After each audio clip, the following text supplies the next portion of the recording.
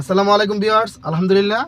তো স্টার্টিংয়ের দিকে ধরো। তো আজকে এখন দেখাবো আপনাদের যে স্টার্টিংটাতে দেড় পেজ 3 পেজ বললাম।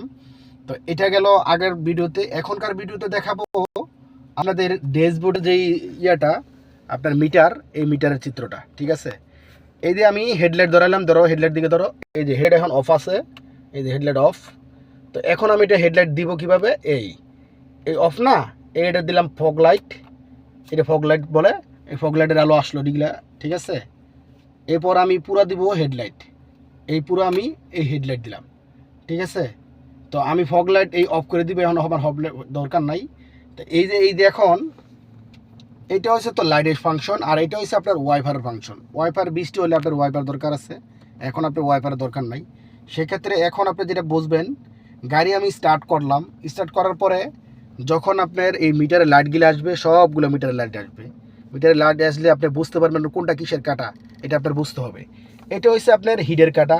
আপনি এই যে সিতে হচ্ছে একদম লো। এখন গাড়ি বাসা থেকে স্টার্ট করে নিয়ে আসলাম, এই যে আপনার মিডল পয়েন্টে আছে, মানে ইঞ্জিন আপনার নিচে আছে, এই যে স্টার্টে আছে, আপনার এই পয়েন্টে আছে, হ্যাঁ।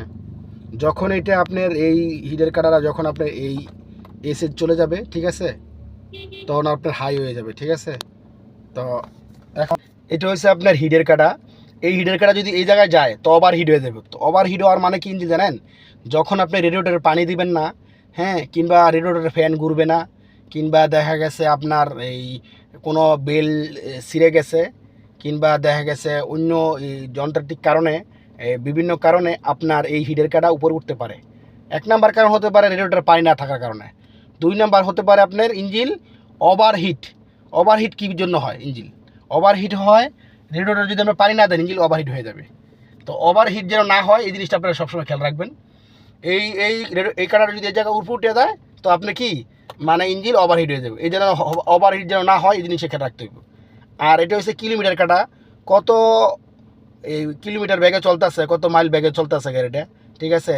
এই আপনার 2 কিলোমিটার না 1 কিলোমিটার এরকম মাইল মিটার কাটা এটা। আর এটা হচ্ছে আপনার স্পিড মিটার, কত স্পিড চলতেছে আপনার। এটা হচ্ছে আপনার স্পিড হচ্ছে 20, 40, 60, 80, 100, 120। বাংলাদেশে কিন্তু আপনার 80-র উপরে টান নাই।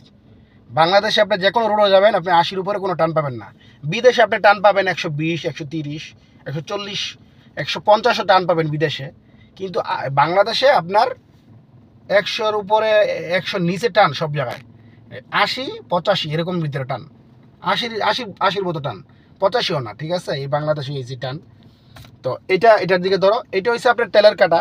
এখন আমার গাড়িতে তেল আছে আপনার এই ফুল ট্যাঙ্কি নাই, হাফ ট্যাঙ্কি আছে।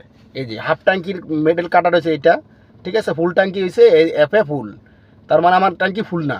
ফুল যদি থাকতো তেলের ট্যাঙ্কি, আমার এটা পুরো ওই দিকে সাদা গ্যাপটা না, এই গ্যাপটা থাকতো না, উপরে উঠে যেত। তো আমার গাড়ি এখন আপনার তেল আছে কি হাফ ট্যাঙ্কি অল্প একটু কম আছে।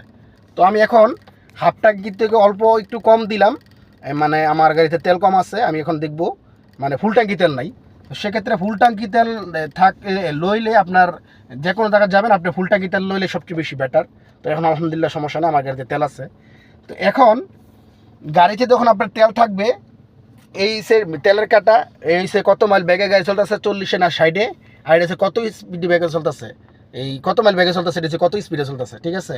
আর এটা হচ্ছে আপনার হিডের কাটা, এই জিনিসটা খেয়াল রাখবেন। আর এটা হচ্ছে এই যে কিলোমিটার, কত কিলোমিটার গাড়ি চলছে, ঠিক আছে। এই তো এই ভিডিও আমি নেক্সটে আমি আপনাদের ভিডিও দিব, আরও আপনার গাড়ির দরজার লক সম্বন্ধে সম্বন্ধে এগুলো ভিডিও দিব। তো এগুলো দেখবেন, যদি ভালো লাগে তো কমেন্ট করবেন, লাইক করবেন, শেয়ার করবেন। আপনাদের সাপোর্ট আমি চাই।